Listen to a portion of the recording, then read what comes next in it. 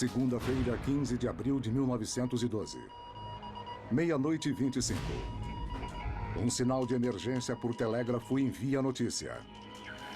O navio Titanic da White Star atingiu um iceberg. 4 horas depois, o navio de passageiros recolhe aproximadamente 700 sobreviventes. Frios, molhados, aterrorizados. Eles estavam no navio que jamais afundaria. 1.500 pessoas desapareceram. Essa é a história do que aconteceu depois. A viagem do navio enviado na missão de recuperar os corpos dos passageiros perdidos do Titanic. Os esforços de um homem que inventa todo um novo sistema para identificar os mortos. Ele foi levado a ter que cuidar da identificação daqueles corpos chegando ao Titanic. As fotografias raramente vistas tiradas para ajudar naquela identificação. E a busca até hoje dos parentes das vítimas pela verdade do que aconteceu naquela noite fatídica.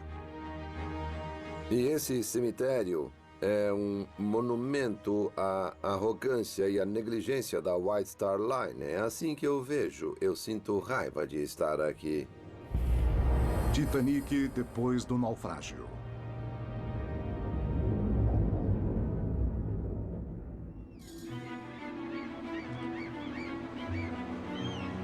Halifax, Nova Escócia.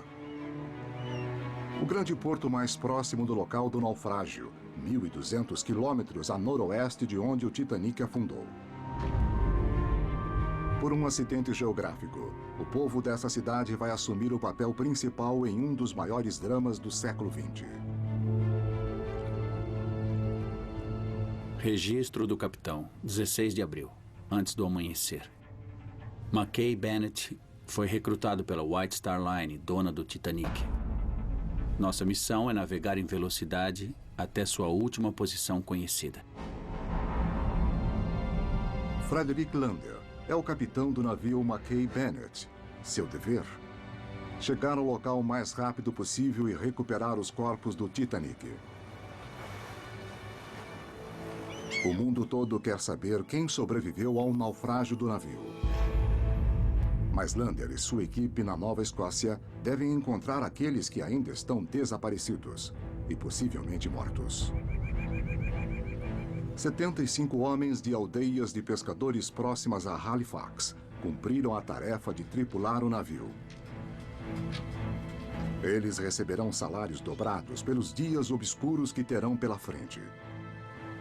O Mackay Bennett zarpou 2 dias depois que o Titanic afundou. Havia ventos e correntes fortes levando os corpos por muitos e muitos quilômetros. O Mackay Bennett foi construído para navegar no gelo e no nevoeiro. Ele é equipado para encontrar cabos em mares profundos e repará-los. Para essa missão, a tripulação carrega o navio com caixões ao invés de cabos. A White Star Line mandou o Mackay Bennett com 103 caixões a bordo. Então, a expectativa não era muito alta. As expectativas eram baixas porque antes do Titanic partir em 2 e afundar, apenas 1/3 dos passageiros chegou aos botes salva-vidas. Eles foram recolhidos pelo único navio de passageiros que chegou até o local. O resto foi deixado para trás para morrer.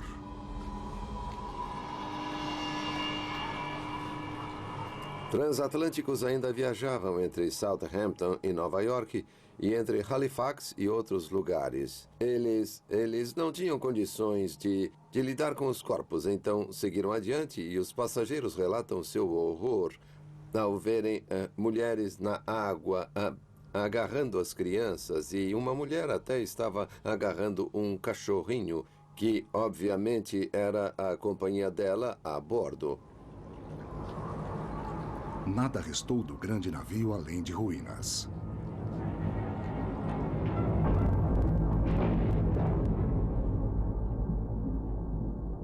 Na noite em que o Titanic afundou, a temperatura da água no Atlântico Norte era de terríveis 16 graus negativos. Naquela temperatura, a hipotermia rapidamente se instalaria, forçando o coração a um estado de batimento incontrolavelmente rápido. Ele tenta gerar calor, mas ao invés disso, desvia sangue do cérebro e dos órgãos vitais. Nessas condições extremas, o Capitão Lander sabe que o tempo médio de sobrevivência é de menos de 1 hora. Em Halifax, esse é o homem encarregado. Seu trabalho é se preparar para receber os corpos das vítimas e identificar cada um deles. Não é fácil com a tecnologia da medicina legal de 1912. Muito bem. Muito obrigado. Por favor, leve uma mensagem ao navio. Diga ao Capitão Lander que estamos nos preparando em terra para quantos corpos eles puderem reunir. John Henry Burnstead é escrivão em Halifax. Ele mantém registros de quem nasceu, quem casou e quem morreu. Geralmente é um trabalho leve, mas não agora. De repente, a coisa toda enlouqueceu. Ele tem que reagir, ele tem que parar e se preparar para o ataque. John Burnstead Jr. é descendente de John Henry Burnstead. Ele quer saber como seu parente se tornou um herói desconhecido da tecnologia moderna de identificação. Ele morreu no ano em que eu nasci. Então eu não conheci John Burnstead e eu queria muito saber mais sobre ele quando percebi a importância que ele teve nos dias seguintes ao Titanic. É muito emocionante descobrir o que ele fez. Todos os necrotérios da cidade foram esvaziados e os agentes funerários de toda a província estão em alerta. Burnstead não deixa nada ao acaso. Mas o impacto desse desastre será sentido bem além da costa do Canadá. Em todo o mundo, famílias acordaram sem saber se seus entes queridos estavam mortos ou vivos. Passageiros em botes podem ter sido resgatados e podem estar a caminho de Nova York. Mas os donos do Titanic, a White Star Line, sabem muito pouco e não dão detalhes. Sim. Não, eu não tenho comentários sobre o paradeiro do navio de resgate, nem sei para onde ele vai.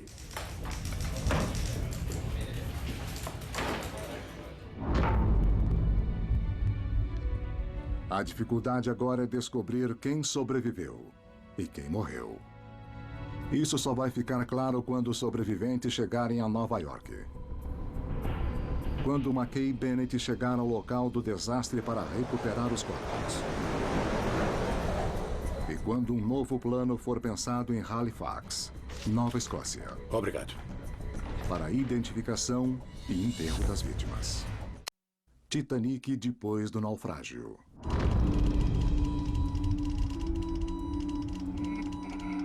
Quarta-feira, 17 de abril de 1912.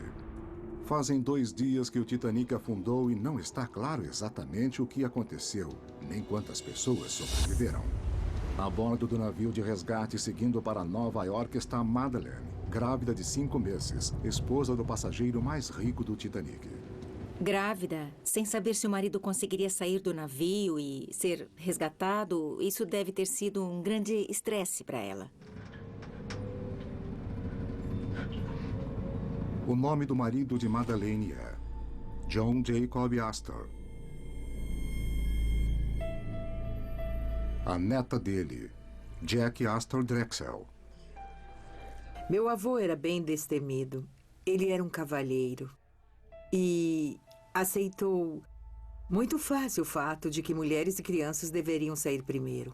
Pôs sua esposa no bote e deu um beijo de adeus. Guarda costeira, aqui é o Cameron. Guarda costeira, aqui é o Cameron. Companhia Marconi, qual sua mensagem? 003, câmbio. A companhia Marconi tem tudo a ganhar com o Titanic. É a grande novidade tecnológica da época, usar as ondas de rádio para enviar e receber mensagens. Sim, senhor. A tecnologia da Marconi será crucial para o drama. Horas depois do naufrágio do Titanic, Vincent Astor, filho de John Jacob, corre ao escritório da Marconi em Nova York frenético, atrás de notícias do pai.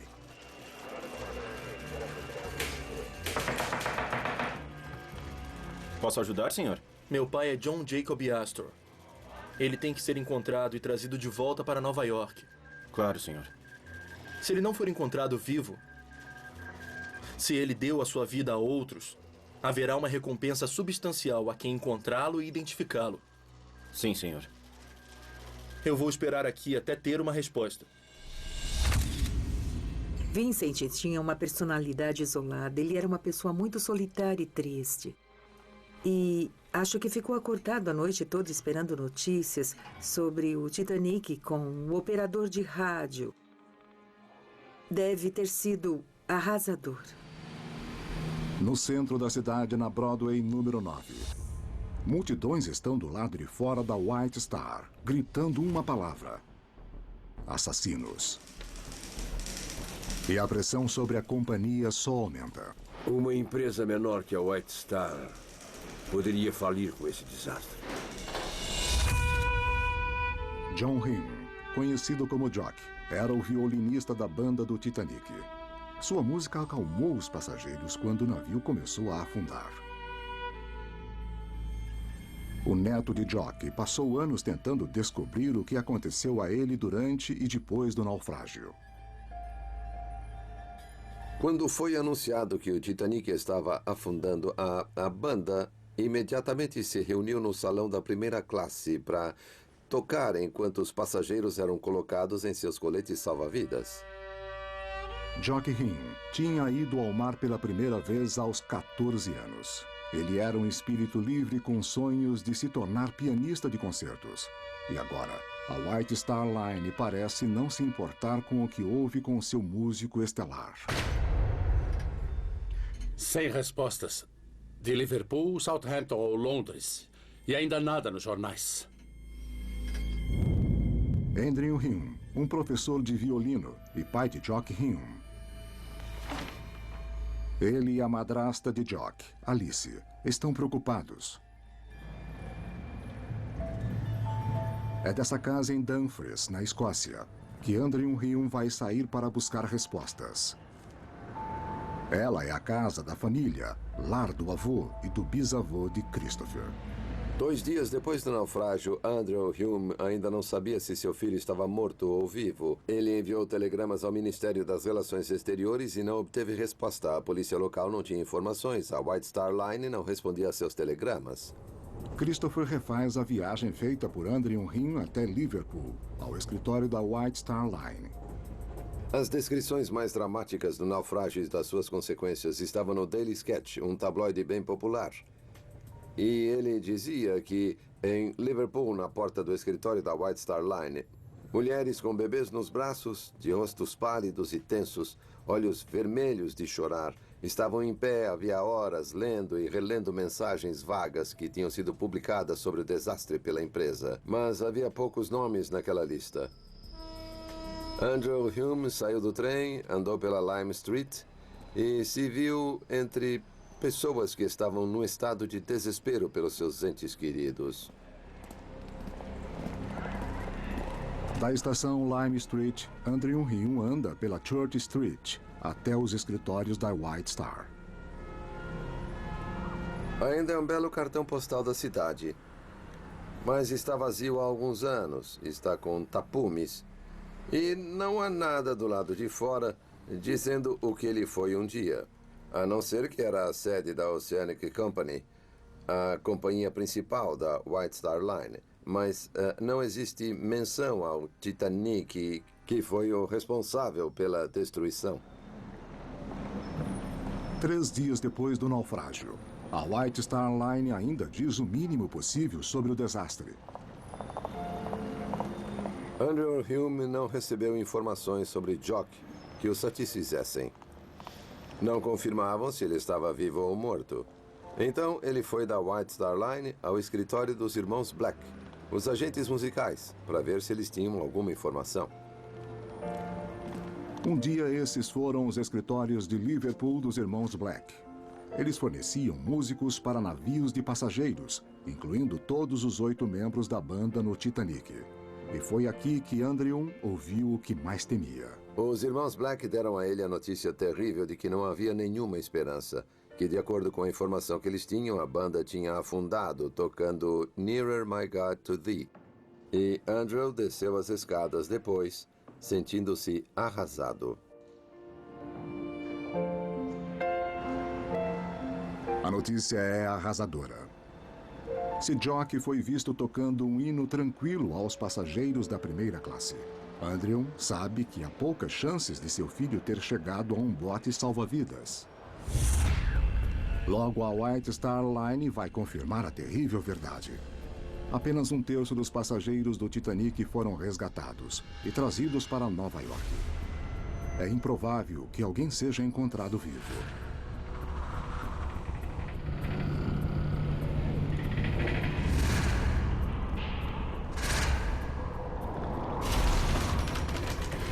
De agora em diante, cada notícia será muito delicada. Logo o mundo vai saber quem está em segurança no navio de resgate e quem não está. E é aí que a verdadeira magnitude da missão de recuperação de corpos vai ser sentida pela tripulação do Mackay Bennett e pelos que esperam em terra.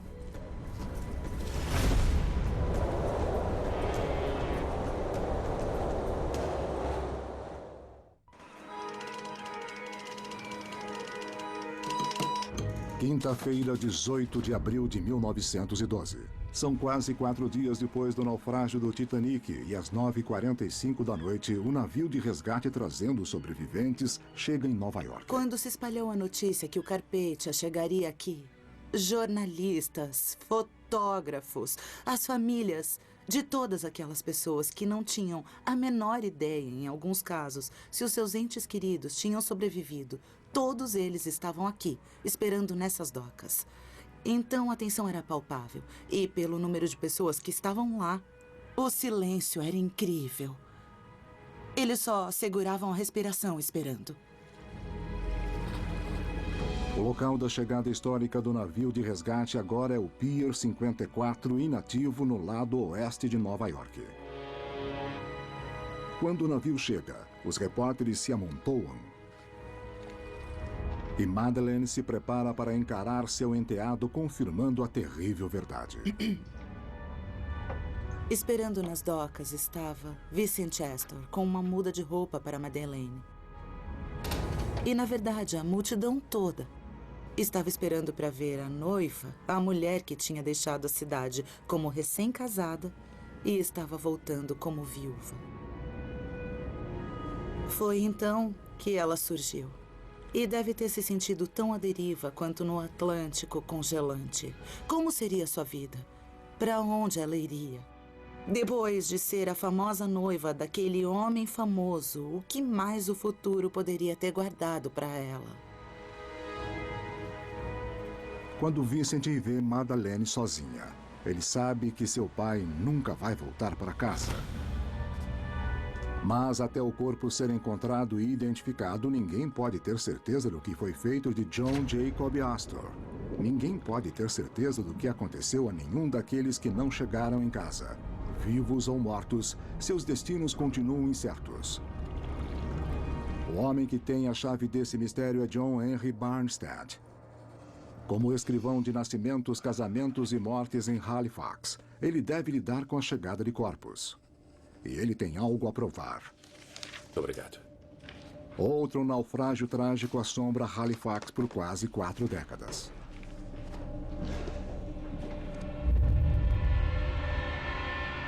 Quando o jovem Barnstead tinha visto seus superiores falharem na tarefa de trazer para casa os corpos de outro navio da White Star, o Atlantic, naufragado nas margens de Nova Escócia. Poucos corpos foram identificados. Seus pertences foram roubados e as famílias ficaram arrasadas. Barnstead não pode deixar isso acontecer de novo. Ele deve inventar um novo sistema infalível. Quando ele foi levado a ter que cuidar da identificação daqueles corpos chegando do Titanic, eu tenho certeza de que ele disse a si mesmo: vou fazer isso direito. Identificação, numeração e pertences é o método de Barnstead. Todos os corpos serão numerados, e esse número, com uma descrição e uma lista de pertences, sempre estará com o corpo. É óbvio que ele era um bom administrador, mas ainda penso mais na compaixão que ele devia ter. E para mim isso é o mais importante nisso tudo. Ele era compassivo o suficiente para desenvolver um sistema em que não houvesse mais erros. E assim haveria um desfecho para as famílias. Velozmente pelo Atlântico, o McKay Bennett agora luta contra a natureza, tempestades da primavera e um mar turbulento. Eles sabiam o que buscavam e tenho certeza de que eram marinheiros durões, tinham um longo tempo no mar. E acho que estavam se preparando mentalmente para aquilo.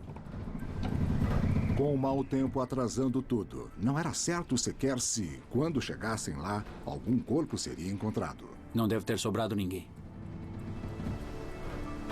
O capitão Lander teme que os corpos se dispersem na superfície do mar como resultado do movimento de correntes, ventos e ondas.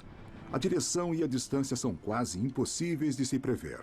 Ele só pode chegar lá o mais rápido que puder. 1, 2, 3, uhul! Quem conhece bem essas águas é o soldado da guarda costeira Phil Walker.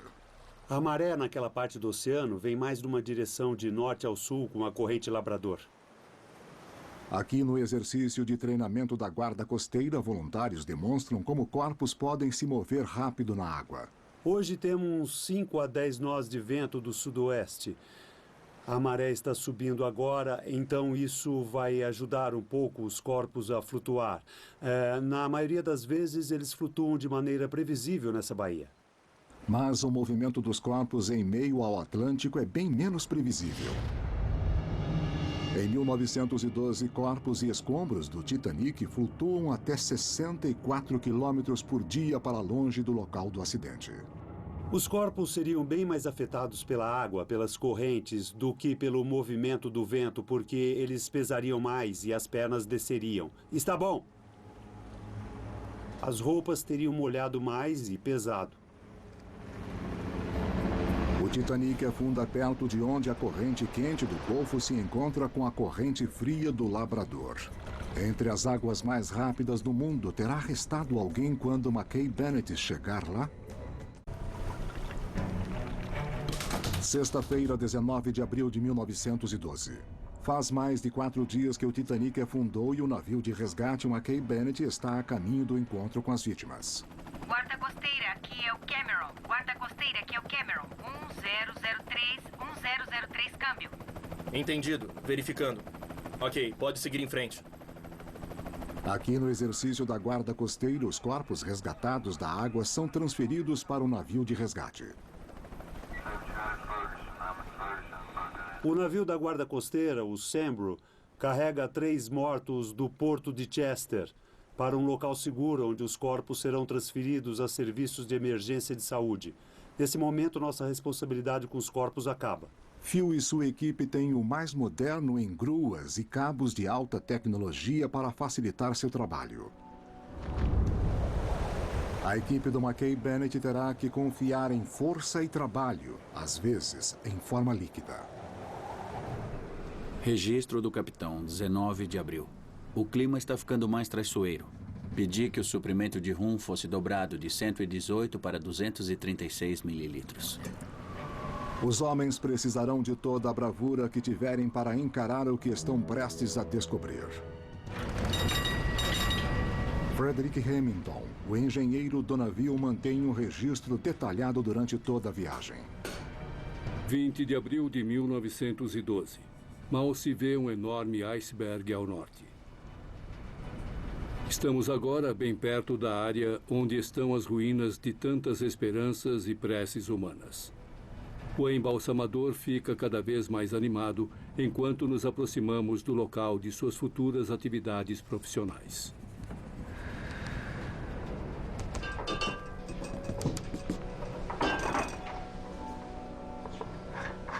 John Snow é o embalsamador a bordo do McKay Bennett. Sua família ainda faz embalsamamentos em Halifax. O navio levava fluido suficiente para embalsamar 70 corpos. Muito ou pouco, quem saberia? Jon Snow sabe que mesmo no frio congelante do Atlântico Norte, ele terá que trabalhar rápido para preservar os corpos, senão eles vão se decompor antes que possam ser trazidos para casa. E até que McKay Bennett chegue em Halifax, ele vai ter que trabalhar sozinho. A documentação dizendo que Snow pediu que a tripulação fornecesse uma mesa mortuária enquanto ele estivesse a bordo e tinha seus fluidos de embalsamar organizados para que pudesse fazer tudo o mais rápido possível. Eu acho que ele montou um necrotério móvel. Os homens costuraram sacos em lona. Um detalhe vital no método de Barnstead. Cada saco tinha um número em estêncil. Era nele que os pertences dos bolsos dos mortos eram colocados. No domingo, 21 de abril, o McKay Bennett chega ao local do naufrágio.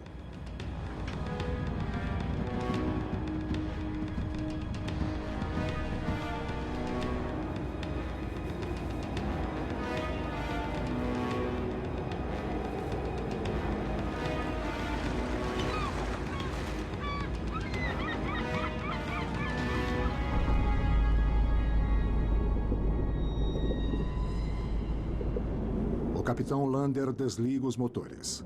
Há um momento de silêncio. E então a atividade deve começar. Não há tempo a perder. Ele ordena que um barco desça e descreve o evento no registro do capitão. À deriva. Vento oeste-sudoeste, de força 4. Latitude 41,59 norte, 49,25 oeste. Pegando corpos. Registrando icebergs. Maré considerável. Muitos corpos tinham boiado. Mas, para a surpresa da tripulação, outros ainda estavam agarrados às ruínas. O barco desceu. O trabalho começou e continuou o dia todo na captura de corpos. Erguer os restos encharcados até o barco não é tarefa fácil. Eles podem ser bem pesados. O termo peso morto é usado e há um motivo para isso, porque eles não ajudam em nada na sua captura. Acho que quando o McKay Bennett chegou, eles devem ter visto acima da água os corpos congelados, com gelo. Gelo nos cabelos, nas sobrancelhas e até gelo nos cílios. Eles deviam estar em condições muito ruins da superfície para cima. Depois que começaram a puxar os corpos da água, e devem ter notado que a porção de baixo dos corpos devia estar bem mais decomposta do que de fora da água e acima da superfície. Pusemos 51 a bordo hoje. 2 crianças, 3 mulheres e 46 homens. E o mar ainda parece tomado.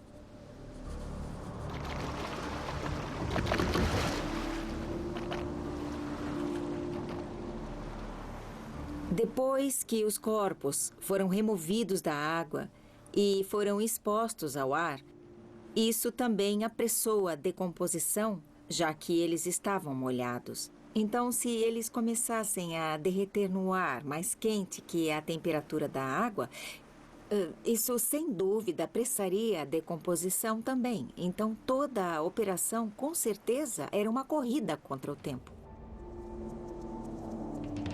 Os corpos deveriam ser recuperados, desnudados, examinados e registrados de acordo com as instruções de Barnstead. Primeiro, os corpos são deitados no deck. Depois, as roupas são removidas e cada item é descrito e anotado. As roupas serão queimadas para evitar os caçadores de souvenirs. 2 pessoas sempre estarão presentes enquanto os pertences são retirados de cada corpo. Isso é feito para que nada seja perdido ou roubado. O inventário completo dos bolsos dos mortos é registrado para ajudar na identificação a bordo ou mais tarde em terra. Eles mantinham um diário, um registro com as descrições de cada corpo e o número designado a ele, uma descrição dos pertences pessoais e a colocação desses pertences em sacos antes que eles se misturassem com os de outras pessoas. O número designado ao corpo será pego por Barnstead em terra e seguirá a pessoa em todos os registros. Ele foi um inovador no desenvolvimento de sistemas para lidar com centenas de crimes, principalmente em desastres em massa. Os princípios de identificação, numeração e pertences de Barnstead ainda são usados hoje pelos serviços de resgate de bombeiros, polícia e guarda costeira. O oficial de transporte é o encarregado de assegurar que as pessoas sejam trazidas a bordo. São responsáveis por dar números codificados, sendo homem ou mulher não identificados ou se tiverem um nome. Há um elemento humano ao lidar com gente morta. Temos que respeitá-las e respeitar o fato de que seus pertences vão para seus entes queridos. E quem já perdeu alguém sabe que isso é muito, muito importante. O quarto corpo retirado da água no primeiro dia é o de um garotinho loiro de talvez 3 anos. Não há indicação de quem ele seria. Seus sapatos são mantidos como o único item que pode ajudar depois na identificação. Ele é o corpo mais jovem retirado da água e ficará famoso no mundo como a criança desconhecida do Titanic.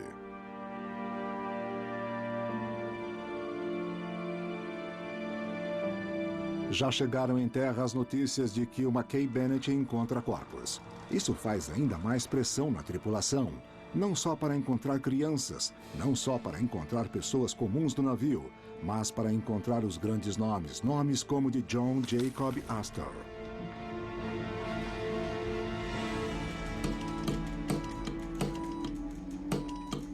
Segunda-feira, 22 de abril de 1912. No Atlântico Norte, chega ao Mackay Bennett a notícia de que Vincent Astor prometeu uma recompensa de $10.000, por volta de 250 mil hoje, para quem encontrasse o corpo de seu pai.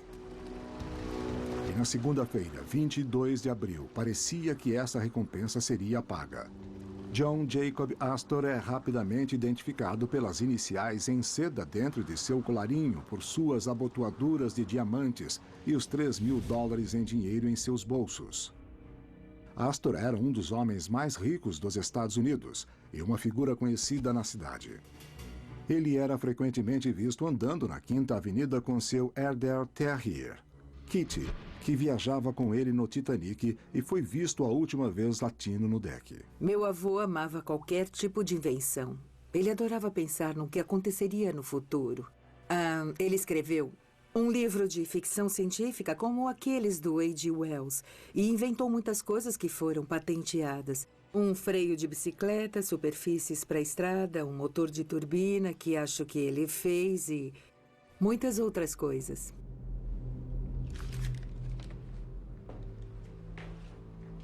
A identificação do corpo de Astor é a maior notícia até então.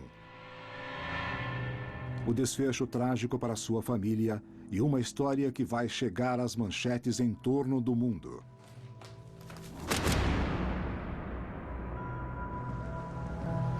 O caixão mais elaborado a bordo do Mackay Bennett foi reservado para o passageiro mais rico do Titanic.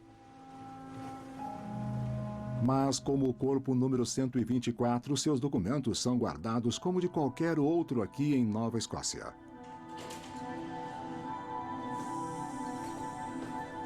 John Barnstead, descendente do escrivão pioneiro John Henry Barnstead, se encontrou com Gary Chakla, arquivista da maior coleção do Titanic no mundo. Esse arquivo guarda os documentos autênticos criados sob instrução de John Henry Barnstead.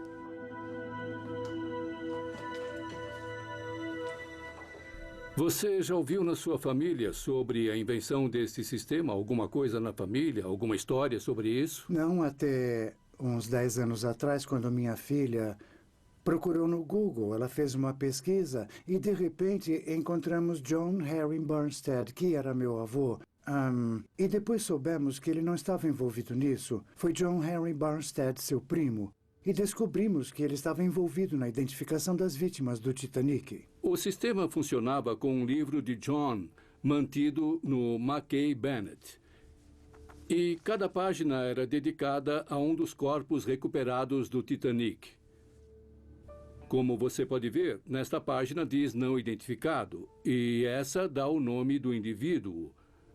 Quando eles voltaram aqui, revisaram esse material e produziram o registro que temos. Esse talvez seja o homem mais famoso a bordo do Titanic, John Jacob Astor. Você tem a idade dele, as roupas, seus pertences e o número de seu corpo que foi colocado no caixão ou no saco de lona. E como você pode ver, eles puseram o número 124 e roupas de novo e pertences. John Henry Barnstead queria que os registros do Titanic fossem guardados para as futuras gerações. É incrível que isso tenha sido parte das coisas dele e reúne esses registros maravilhosos que permitiram que ele fizesse a identificação de tantos corpos. Tudo começou com esse livro e foi ele que esteve no mar, perto de onde o Titanic afundou. Fascinante. Se não fossem esses registros, dezenas de famílias teriam ficado sem seu desfecho. Mas ainda há semanas, até meses de agonia por vir. Terça-feira, 23 de abril de 1912. Em todo o mundo, as famílias esperam desesperadamente por notícias do local do naufrágio do Titanic. Mas até a prova da morte ser encontrada, é da natureza humana manter a esperança viva. Na cidade escocesa de Dumfries, a operária de fábrica Mary Constin é noiva do violinista do Titanic, Jock. A família dele não aprova a relação. Mas Mary e sua mãe não têm a quem recorrer para obterem informações sobre Jock. Christopher Ward é o neto de Jock e ele pesquisa a história de Jock e Mary. Uma semana depois que o Titanic atingiu o iceberg, Jock já é considerado herói em sua cidade natal, mas ninguém sabe o que foi feito dele. Antes do Titanic zarpar, Mary se despediu de Jock na estação de Dumfries.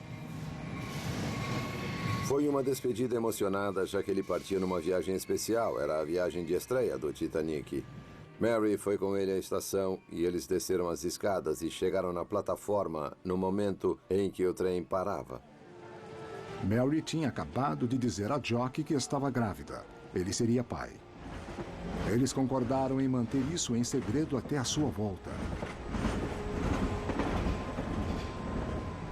Ele pulou no trem, abriu a janela, eles se beijaram e, claro, essa foi a última vez que ela o viu. A última comunicação de Jock do Titanic foi um postal enviado a Mary de Southampton. Ele queria se casar com ela, independente do que sua família achasse. Todo meu amor, Jock. Andrew Hume tinha muitas ambições para seu filho e esperava que ele se casasse com alguém acima e não abaixo dele. Ele não queria ver Jock preso a uma garota de família pobre.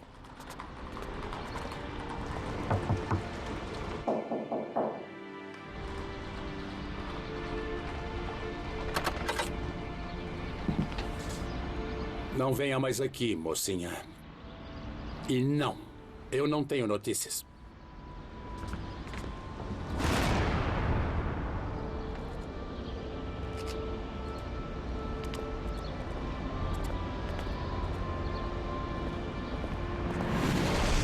Naquela mesma noite, no meio do Atlântico, o capitão Lander confirma à sua equipe que o dinheiro da recompensa de Astor será deles.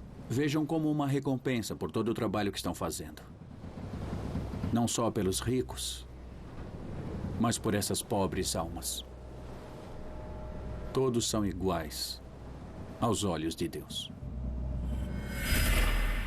Mas nem todo mundo é igual quando se trata do que acontece aos corpos encontrados no oceano. O Mackay Bennett fica sem caixões. Agora chegam as decisões difíceis. Registro do capitão. Segunda-feira, 22 de abril. Os ajudantes amarraram 24 corpos não identificados e prenderam um peso de 23 quilos em cada. Às vezes, os corpos estão tão danificados que a identificação é impossível. Alguns corpos não estavam em bom estado, obviamente, depois de estarem na água por alguns dias congelados. Alguns corpos podiam estar destroçados ou ter sofrido muitos traumas. Isso dependeu da forma de como eles deixaram o navio. O entregamos às profundezas. O enterro no mar requer uma profundidade de ao menos 182 metros e um peso dentro do limite para evitar que o corpo flutue. Prevendo isso, o capitão Lander armazenou grades de ferro no navio. Simplesmente não era possível levar todos para casa. Mais tarde ficou claro. Quase todos os corpos deixados no mar são de passageiros da terceira classe ou da tripulação jogados às profundezas com uma cerimônia religiosa adequada, mas para nunca mais serem vistos. Podemos ver pela documentação que houve muita reverência no trato dos corpos. Eu acho que eles estavam tentando ser o mais respeitosos possível. Frederick Hamilton, o engenheiro-chefe, registra a cena em seu diário. As palavras "entregamos esse corpo às profundezas" são repetidas. E a cada intervalo vinha o som da água quando o corpo afundava no mar, numa profundidade de uns 3 quilômetros. Splash, splash, splash. O enterro no mar é sempre difícil de fazer porque as pessoas querem um desfecho, as famílias também. Depois que Mackay Bennett voltou ao porto, a controvérsia sobre os enterros no mar durou meses. Acho que não é justo julgar as pessoas da época pelos padrões de hoje, porque elas apenas tinham poucos recursos para trabalhar. Hoje temos tecnologia, investigações de DNA e tudo mais. Eles não tinham nada na época e eu acho que é realmente injusto comparar. Na noite de 22 de abril, um segundo navio de resgate deixa Halifax para se unir à busca de corpos. Ele vai chegar 3 dias depois. Enquanto isso, o Mackay Bennett deve continuar buscando. Na manhã seguinte, o corpo de um dos músicos do Titanic é retirado do mar e recebe o número 193. Seria esse o corpo do violinista Jock?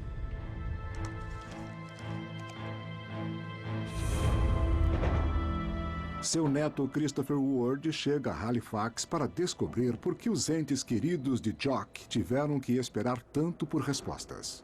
Já chegavam histórias de que o Mackay Bennett tinha recolhido quase 100 corpos. Quando você pensa que havia 1.500 pessoas mortas na água, as chances do corpo do Jock estar entre eles eram de 20 para 1. Eu acho que, sabe, muito reduzidas. Na terça-feira, 23 de abril, o corpo de número 193 foi trazido a bordo pela tripulação do Mackay Bennett. Primeiro, o corpo é examinado em busca de marcas distintivas, altura e peso aproximado. 193, homem,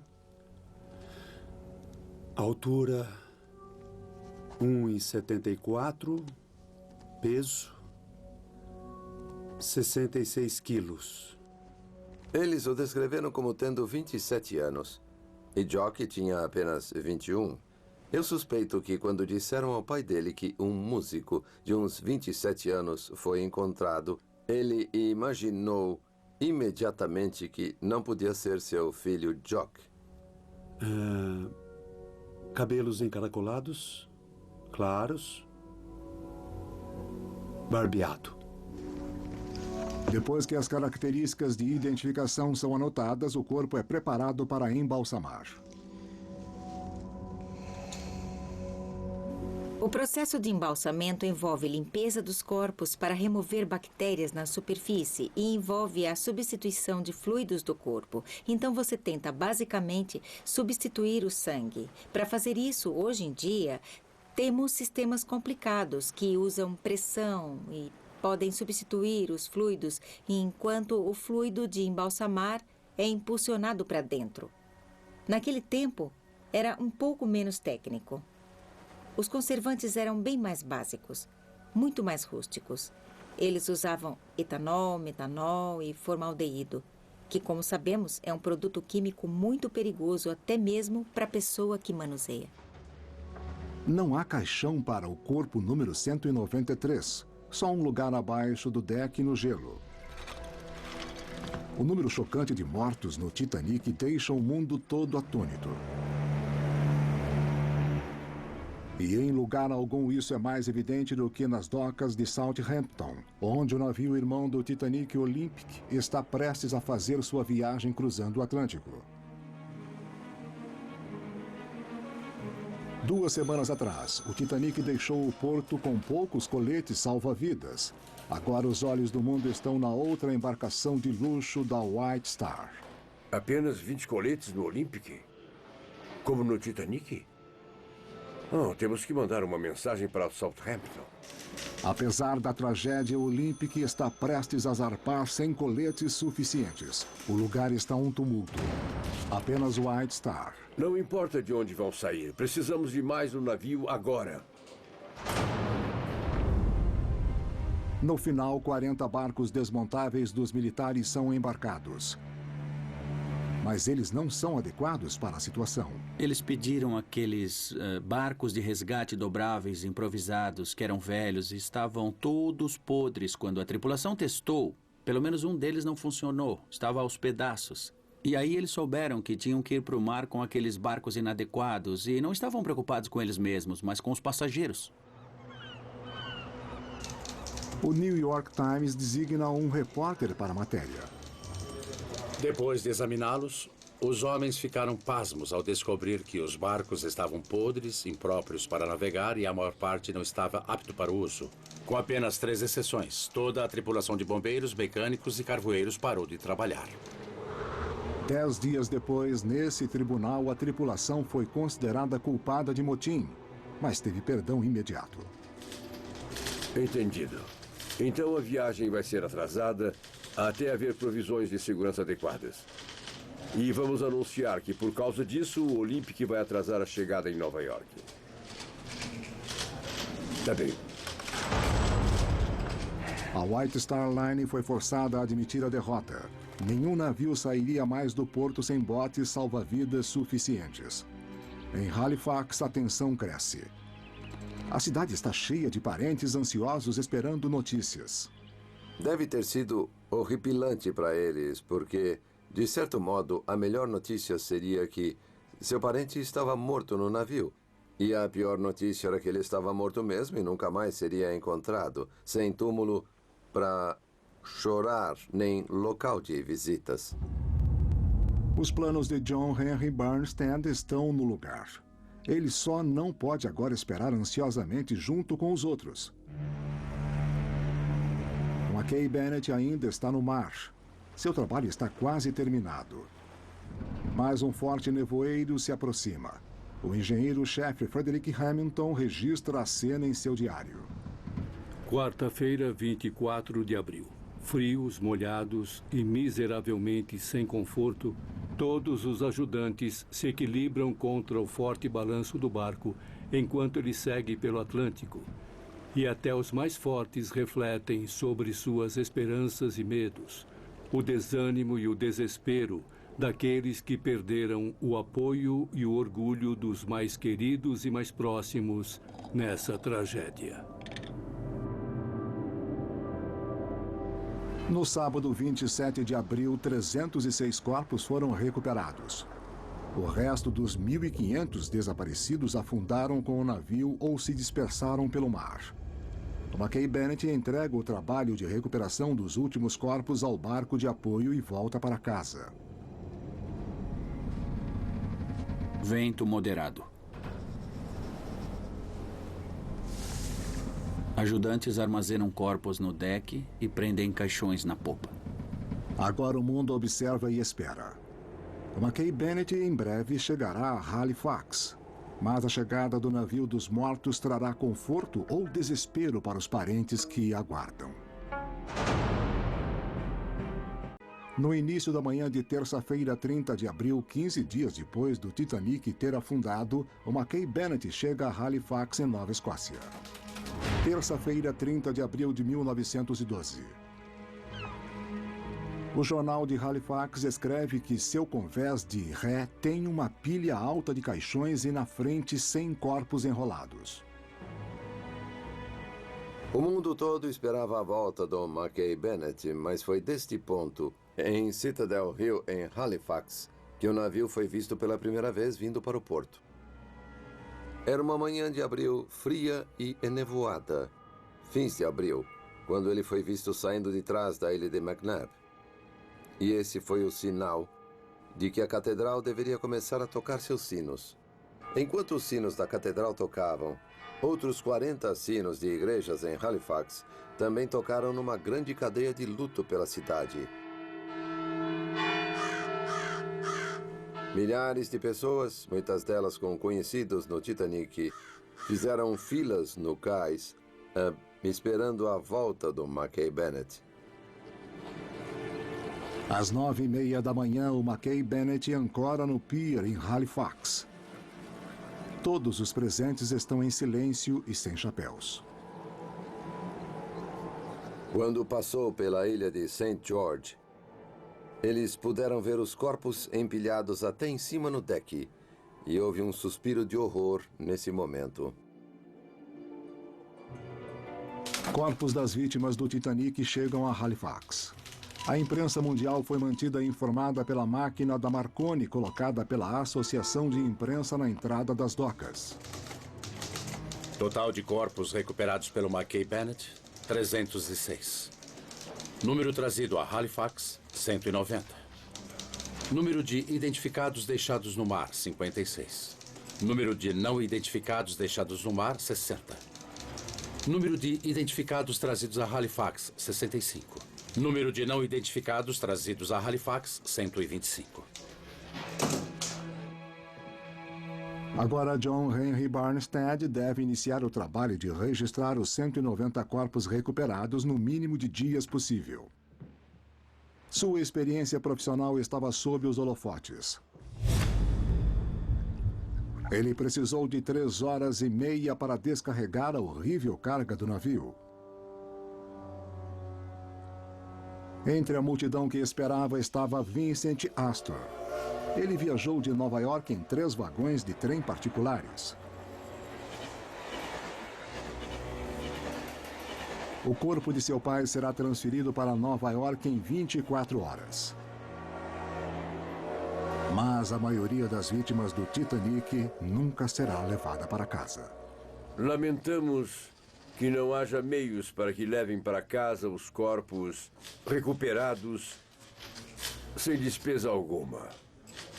Nos casos em que se desejar que isso seja feito, só poderemos executá-lo mediante um depósito de 20 libras inglesas. As famílias terão que pagar para ter seus entes queridos levados de volta e a maioria não pode pagar. Dos 190 corpos, 150 nunca sairão de Halifax. Das docas, eles serão levados para a pista de curling do Mayflower. Esse é o único lugar grande e frio o suficiente para armazenar os corpos. O clube agora está em outro lugar, mas o legado continua. Descobrir que ele usou a pista do clube Mayflower é outra peça do quebra-cabeças.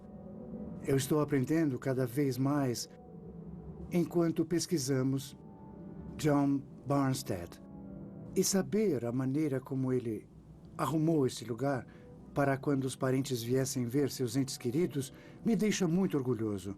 Ele sabia que quando os corpos chegassem do Mackay Bennett, eles se deteriorariam e ele tinha que ter um lugar que fosse frio e espaçoso para poder trabalhar. Corpos são levados para a área principal da pista, onde cubículos de lona são armados para que as famílias possam ver os caixões abertos. Há a questão da privacidade e de querer saber se os corpos foram tratados com respeito. Para evitar caçadores e souvenirs, só poucos itens de vestuário estão guardados, incluindo sapatinhos que pertenceram à criança desconhecida retirada da água pelo Mackay Bennett. Sacos de lonas contendo valores, cartas e enfeites dos mortos são mantidos com os corpos até o enterro ser possível. John Henry Barnstead está ocupado expedindo certidões de óbito. Em todos os casos, a causa da morte é descrita como afogamento acidental no navio Titanic no mar. Provavelmente eles não se afogaram. Eles devem ter congelado até a morte. Isso é uma coisa que as pessoas dizem e é aceito. Eu acho que é aceito que as pessoas afundaram, mesmo se não tenha sido este o caso. Barnstead sabe que discussões sobre a causa da morte podem causar atrasos desnecessários e sofrimento para as famílias. Não era só pela burocracia. Eu acho que ele estava preocupado em identificar os corpos e devolvê-los aos seus entes queridos. Eu acho que ele estava preocupado com as pessoas que iam ter que lidar com essa tragédia.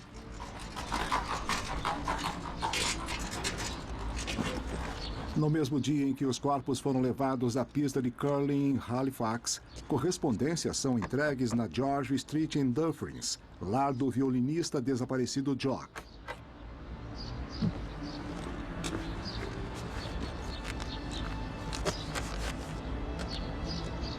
Elas sempre chegam pontualmente às 8 da manhã. Cada dia sem notícias trazia decepção. Mas ninguém esperava que quando uma notícia chegasse, ela fosse aviltante. É dos irmãos Black. Caro senhor, pedimos o obséquio de nos enviar a soma de 5 shillings e 4 pences, que nos deve baseado no seguinte. Eles nos pedem o pagamento do uniforme de nosso filho morto. Agora já faz 3 dias que o Mackay Bennett trouxe os corpos do Titanic para casa em Halifax, Nova Escócia. Igrejas como essa, a de St. George, estão sendo preparadas para uma série de missas de mortos. A atmosfera na cidade é sombria e chorosa quando os primeiros 36 caixões numerados são levados para serem enterrados. Deve ter havido um enorme sentimento de raiva junto com a dor. E eu acho que a raiva cresceu com o passar do tempo. Havia uma imensa sensação de perda, mas não necessariamente a perda daqueles dentro do Titanic. No sábado 4 de maio, o funeral de John Jacob Astor acontece em Rhinebeck, Nova York. Seu corpo foi enterrado no mausoléu da família. Ele deixa um filho e uma viúva grávida. Uma viúva de 18 anos. Essa garota nunca tinha saído da proteção de um homem. Fosse seu pai ou seu marido. E de repente ela estava sozinha no mundo. O único homem na sua vida seria o seu enteado hostil Vincent Astor. Como seria a sua vida? Para onde ela iria? Então, depois de ser a famosa esposa desse homem famoso, o que mais o futuro poderia ter guardado para ela? Em Halifax acontece outro funeral bem diferente. Imagine a emoção nessa igreja. 500 pessoas vieram ao funeral de uma criança de 3 anos, desconhecida e sem nome.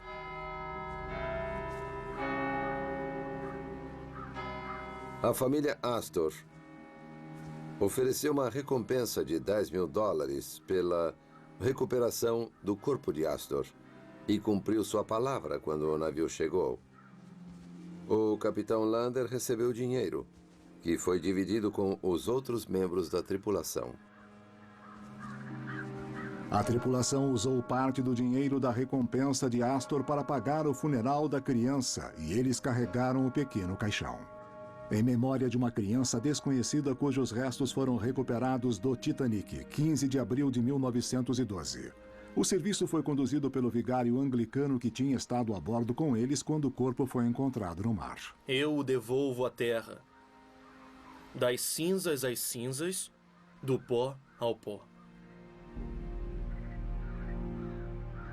A generosidade da tripulação do Mackay Bennett estava em contraste com o comportamento da White Star Line, que negligenciou seu dever de cuidar dos seus passageiros e tripulação, e mesmo depois, nunca sequer pediu desculpas. Isso foi chocante. Uma verdade chocante sobre o que aconteceu ao Titanic. Agora o corpo de Wallace Hartley, o líder da banda do Titanic, está a caminho da Inglaterra para um funeral de herói. Ele foi recuperado 3 dias antes do Mackay Bennett voltar para casa e foi identificado imediatamente. Por que a identidade do líder da banda Wallace Hartley foi reconhecida tão rápido? Havia vários itens marcados com WHH, incluindo sua caneta tinteiro de ouro, sua caixa de fósforos de prata, mas acho que a mais indicativa era o telégrafo para Hartley, mestre da banda do Titanic. Devia haver uma lista de passageiros e tripulação a bordo do navio, e quando viram escrito Hartley, sabiam que tinha que ser o Wallace H na hora. A família de Jock e também sua noiva, que era a minha avó Mary, estavam compreensivelmente nervosos, sem saber se seu corpo tinha sido recuperado ou não. E deve ter sido muito difícil esperar para saber.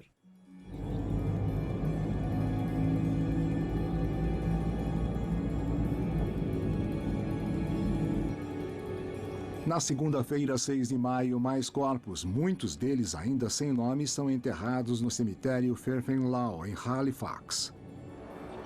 Naquele dia, o corpo número 193, o jovem com o uniforme da banda, é enterrado ainda sem identificação. Ele não tinha nome. 100 anos depois, 40 das 121 tumbas não têm nomes nelas, só números.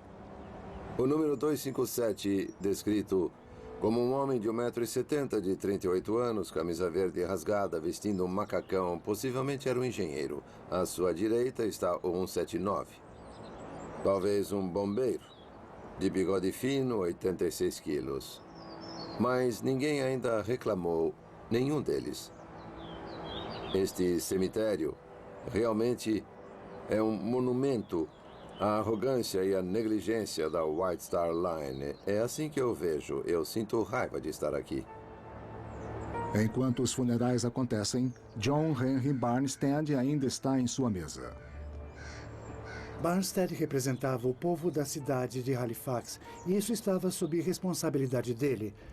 Não apenas por compaixão e por fazer isso pelas famílias das vítimas, mas para mostrar a Halifax que eles tinham alguém que ia fazer o serviço corretamente, para que a cidade se sentisse bem com a recuperação completa de todos os corpos. A sexta-feira seguinte tem os últimos enterros em massa de vítimas no cemitério Fairfield, quando 33 corpos são enterrados. Eu estive envolvida na tentativa de identificação de 3 vítimas enterradas em Halifax. E os métodos de Barnstead ainda são muito válidos, porque mesmo com o DNA, você tem que ter algo para comparar. Então, se você não determinar quais daqueles corpos numerados pertencem a que famílias, baseado na documentação, é como buscar uma agulha no palheiro. John Henry Barnstead arranjou uma última garantia para ajudar na identificação para as próximas gerações. Segunda-feira, 6 de maio de 1912. Em Halifax, na Nova Escócia, ainda há vítimas do Titanic sem nome esperando ser enterradas. Muitos corpos não puderam ser identificados por parentes porque eles não puderam vir até aqui. As vítimas eram de todos os lugares da Europa e algumas pessoas não podiam vir porque não tinham condições. Então, John Barnstead teve que pensar no método de identificação de alguma outra forma. Então, tirou fotografias. John Henry Barnstead chama um fotógrafo local para a tarefa de fotografar todos os corpos não identificados. O uso da fotografia para a identificação de corpos ainda é uma ciência nova em 1912. Essas fotografias mostram vítimas reais do Titanic. Elas estão guardadas em coleções particulares e são raramente mostradas. No final, será que as fotografias é que podem resolver o mistério do músico não identificado número 193? Dentro da pista de curling do Mayflower, há calmaria pela primeira vez em mais de 10 dias. O trabalho de John Henry Barnstead está quase terminado. De todos os corpos trazidos a Halifax pelo Mackay Bennett e por outros navios, só faltam 4.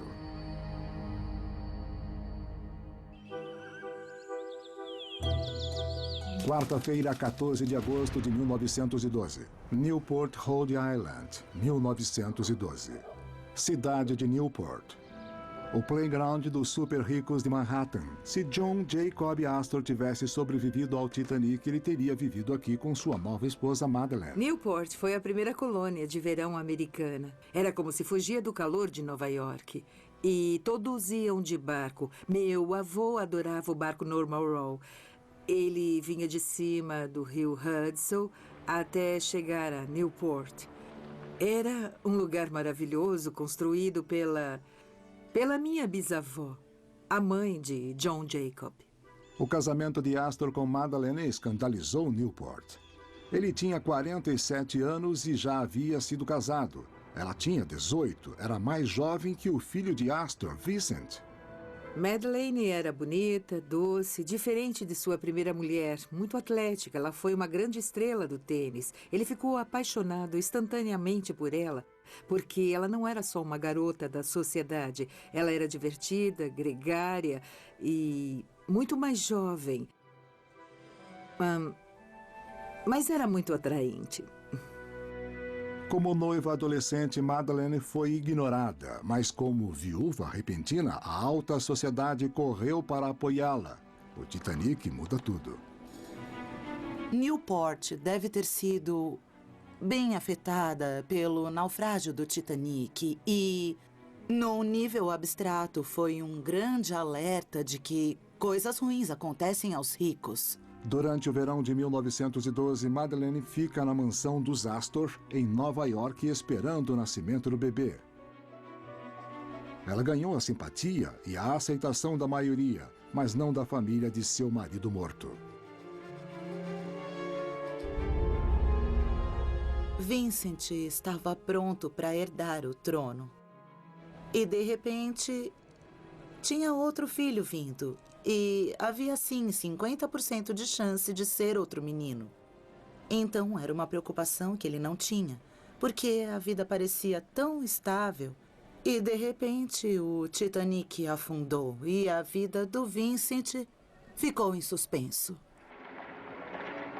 No centro da cidade, no escritório da Marconi, eles querem ser os primeiros a dar a notícia do nascimento do Astor.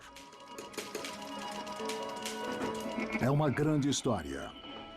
Na quarta-feira, 14 de agosto, exatamente 4 meses depois do Titanic atingir o iceberg, Madeleine Astor dá à luz um filho, John Jacob Astor VI. Pesando 3,5 kg, o recém-nascido é herdeiro de 3 milhões de dólares, ou 5% da fortuna de Astor. Vincent manda uma caixa de rosas, mas não visita Madeleine. Ela tirou o pai de perto dele. E ele agora se sentia responsável pela madrasta e pelo bebê. Mas acho que ele deve ter sentido que ela o roubou dele.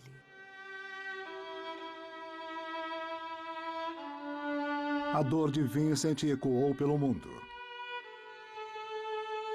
Em Dumfries, sexta-feira, 9 de agosto, seria o 22º aniversário de Jock. E depois de meses de incerteza, finalmente há uma novidade na identificação de seu corpo. Christopher Ward, neto de Jock, pode refazer a sequência exata de eventos. Nos arquivos de Nova Escócia, ele descobriu que a atenção de Barnstead aos detalhes tornou a identificação possível. Tínhamos uma ficha completa de John Law Hume, começando com as folhas principais dizendo seu sexo, sua idade aproximada, cor de cabelos, número, que roupa ele usava no momento e os pertences encontrados com o corpo que foi enterrado depois de 2 de maio. Temos uma carta do Sr. Wingate dizendo que o corpo foi identificado por uma fotografia de John Law Hume. Anote isso, por favor. Para Frederick Matters, subsecretário da província de Halifax, Nova Escócia. Terça-feira, 16 de julho de 1912. Caro senhor, o número 193 não identificado. Nosso escritório em Southampton nos avisou que conseguiram identificar o número 193 como John Law Hume, músico da banda que tocava no Titanic, a partir de uma foto. Esperávamos identificar esse corpo, já que uniforme e pertences indicavam ser um dos músicos da banda. Os parentes do Sr. Hume pediram os pertences, que são de valor ínfimo. Então, esperamos que possam permitir nosso acesso a eles, o que agradecemos imensamente, etc, etc. Na quinta-feira, 22 de agosto, um pacote é entregue na George Street, número 42, em Dumfries. Dentro desse pacote está o que havia nos bolsos de Jock, coletados, guardados e numerados 4 meses antes do Mackay Bennett. Quando o pacote é aberto, os pertences de Jock ainda estão no saco mortuário, cheirando a água do mar. O relógio de bolso, sua caixa de cigarro de couro, 2 lápis, 3 moedas, um abafador de violinos e um botão do Correio Real Africano. O total de seus pertences.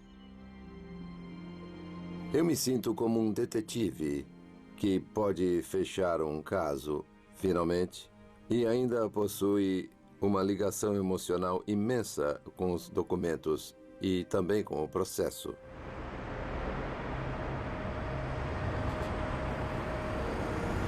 Agora que Christoph sabe o que aconteceu ao seu avô, ele pode finalmente homenageá-lo na antiga pista de curling de Mayflower, necrotério temporário das vítimas do Titanic, agora uma loja do Exército e da Marinha.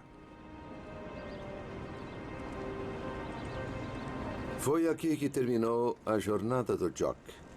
Tendo entrado no Titanic quase 3 semanas antes, é aqui que ela termina.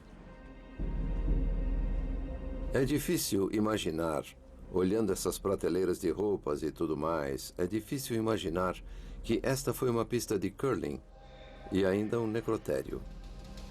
Aqui havia 60 mesas de madeira montadas onde os mortos eram deitados.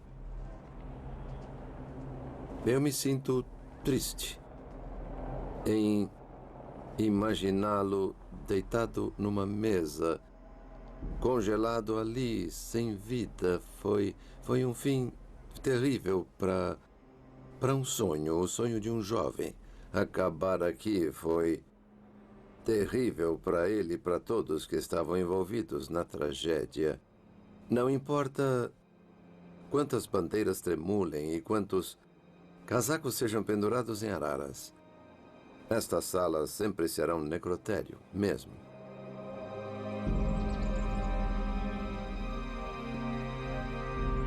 A confirmação final veio de uma fotografia tirada antes de seu enterro e enviada a seus parentes em Southampton. Aquela fotografia agora está perdida, mas sua existência prova a força do método Barnstead. É possível, sim, identificar vítimas além do túmulo.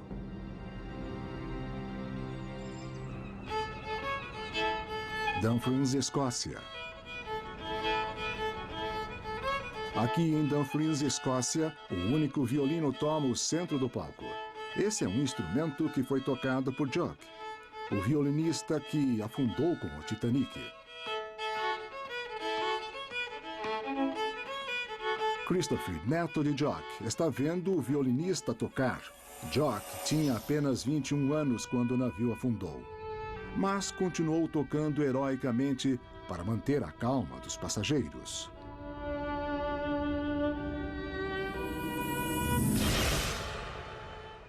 Vemos a Katrina no palco, tocando tão lindamente.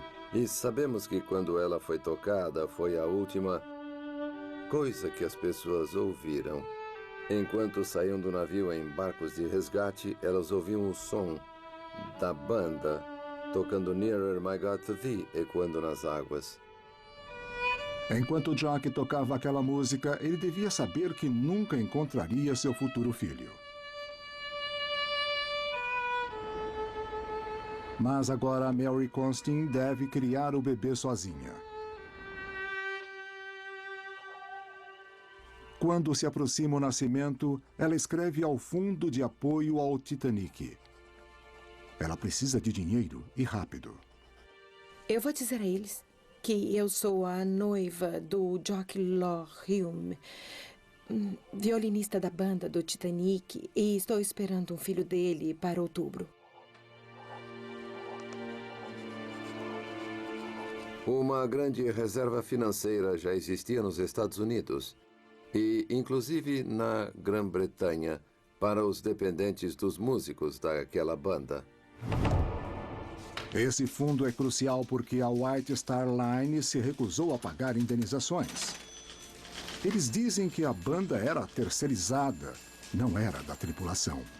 Se levarem isso aos tribunais, eles não vão nem pensar. Famílias pobres como os Costin dependem da caridade, esperando todo dia uma resposta do Fundo de Apoio ao Titanic. Mas quando ela chega, não é uma boa notícia. Tenho que me reinscrever depois do nascimento,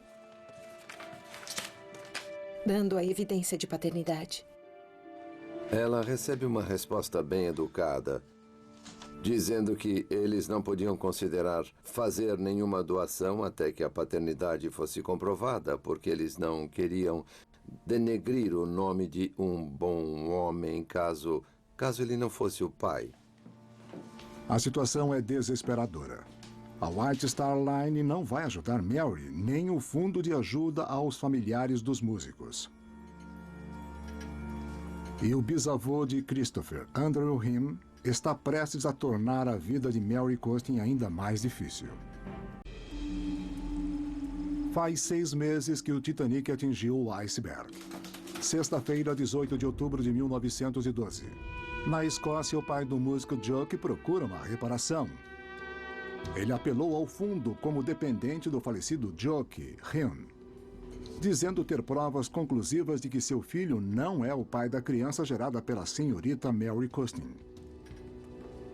Acho que Andrew Hume considerava os Costin pessoas sem recursos e que não gostariam de enfrentar um processo, mas por azar dele, a mãe da Mary, Susan, trabalhava numa firma de advocacia como zeladora. E quando os sócios dessa firma em Dumfries souberam do que aconteceu a Mary e da maneira como ela foi tratada, eles ficaram ultrajados e ofereceram seus serviços de graça às Costin pelo tempo que fosse preciso para enfrentar Andrew Hume no tribunal. Na sexta-feira, 18 de outubro de 1912, a mãe de Christopher nasceu. Ela foi chamada de John Lorhume Costin, em memória de seu pai violinista.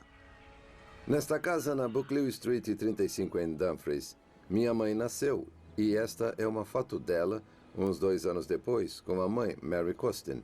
Ela estava longe de se sentir envergonhada por ter um filho ilegítimo. Ela fazia de tudo para exibir a filha. A minha mãe lembra dela fazendo goma de batatas para que os vestidos ficassem absolutamente engomados e limpos. Como pode ver nesta foto, ela está usando botas amarradas bem bonitas. Mas quando Mary registra o nascimento da criança, não pode declarar Jock como pai. Andrew Hume diz que vai negar a paternidade aqui no tribunal. Caso ele não comparecesse no dia, não haveria nenhuma evidência para contradizer a evidência da Mary. E ela conseguiu testemunhas que puderam comprovar que existiu uma relação longa de fato.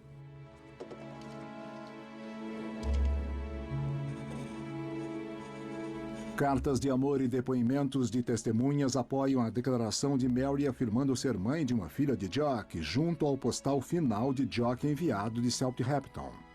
Ele enviou um postal amoroso diretamente de Southampton justamente na noite anterior ao Titanic zarpar, dizendo que queria casar com ela, o que indicava a sua intenção.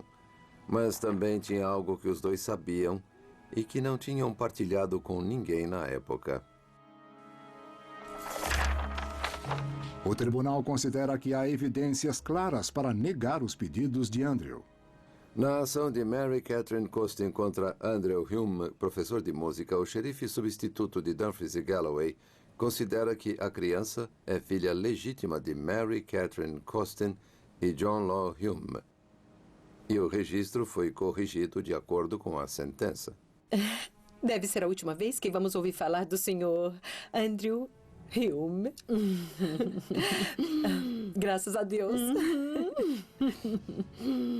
No final do ano, Mary finalmente recebe o dinheiro que era seu por direito. Mas o legado negro do Titanic sempre estará lá, até mesmo para as famílias dos passageiros mais ricos a bordo.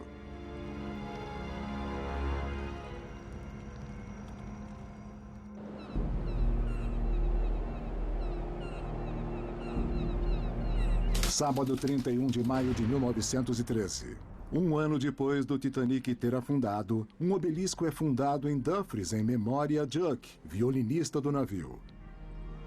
Ele é o herói da cidade, mas todas as esperanças de seu pai viraram pó. Andrew Hume tinha muitas ambições para seu filho, que tinha enorme talento musical. Ele sabia que ele viajaria o mundo. Mas é extremamente irônico e trágico Jock ser lembrado por ter perdido a vida aos 21 anos no Titanic. Enfim, Andrew deixou Dumfries falido. Se mudou para o sul e morreu em 1934. Ninguém de sua família foi ao funeral. Joan Costin Lawrin, mãe de Christopher, cresceu e se tornou relações públicas, trabalhando com conhecidas estrelas do cinema britânico nos anos 50. Aos 15 anos, ela fugiu para Londres, trabalhou numa loja de chapéus e conheceu meu pai. Formou uma família comigo e minha irmã e fez uma carreira de muito sucesso na indústria do cinema. John Jacob Astor VI se formou na escola de St. George, aqui em Newport. Ele herdou os $5 milhões quando fez 18 anos. Apenas uma fração da fortuna da família, mas valendo $64 milhões de hoje. Ele se casaria 3 vezes. Seu meio-irmão mais velho, Vincent, também se casou 3 vezes. Toda vez que Vincent renovou seu testamento, ele não deixava nada além para seu irmão mais jovem. Eles não podiam ser mais diferentes. Nunca se falaram. Eu nunca vi Vincent em toda a minha vida. E isso é ruim porque ele não pôde ter filhos e meu pai não tinha pai. Eles eram de gerações diferentes e podiam ter se entendido, mas não deu certo, infelizmente. O naufrágio do Titanic dividiu a família Astor e eles nunca mais se reuniram. A White Star Line, mundialmente famosa, nunca se recuperou da perda do Titanic. Ela deveria ser a linha de supernavios, mas o empreendimento fracassou. Aqueles desastres podem acontecer até quando boas pessoas tentam fazer um bom trabalho, mas havia uma conduta de privilegiar os incentivos errados, sem prezar a cautela, sem prezar o cuidado necessário para evitar riscos. Vemos isso várias vezes em grandes desastres como Titanic ou vazamento de petróleo. A companhia Marconi sempre disse que a perda do Titanic fez bem a ela. Eles provaram que podiam trazer a notícia mais rápido que qualquer um. O nome do funcionário responsável na noite em que o Titanic afundou era David Sarnoff. Ele fundou a RCA, Radio Corporation of America. O povo de Nova Escócia encarou um grande teste em abril de 1912 e superou o desafio. Acho que todo mundo em Halifax se comportou muito bem. Depois do naufrágio, os homens que arriscaram suas vidas para procurar os corpos, os marinheiros que entraram novamente no navio e a grande equipe de pessoas aqui em Halifax que trabalhou para ter informações o mais rápido possível. Depois de seu trabalho no Titanic, o Mackay Bennett voltou a ser um navio de cabos consertando cabos que cruzavam o Atlântico, ligando a Grã-Bretanha aos Estados Unidos. O capitão Lander voltou ao seu emprego normal. Ele sempre disse que a missão no Titanic foi o trabalho mais difícil que ele foi convocado a fazer. John Henry Barstad continua sendo um pioneiro não reconhecido. Seu método se tornou o sistema padrão para lidar com desastres em massa até hoje, incluindo os ataques terroristas de 11 de setembro. Devemos muito a Barnstead. Certamente pelo Titanic ter sido um dos desastres em massa mais famosos, ele fez muita profissão. É muito claro que existe uma relação direta do Titanic e da metodologia de Barnstead com 11 de setembro. Barnstead se aposentou 2 anos depois do desastre do Titanic. Eu me lembro que mesmo na minha juventude falava-se muito pouco sobre ele. E, sabe, ele era um homem misterioso, com certeza. Mas há um mistério que ainda não foi resolvido. A identidade da criança desconhecida do Titanic. Quantos anos ele tinha? 2 ou 3 anos. Era novinho. Ele parece grande para 2 anos. É. Apesar de sua identidade não ter sido desvendada, numa cidade, ao menos, a memória da criança desconhecida continua reverenciada até hoje.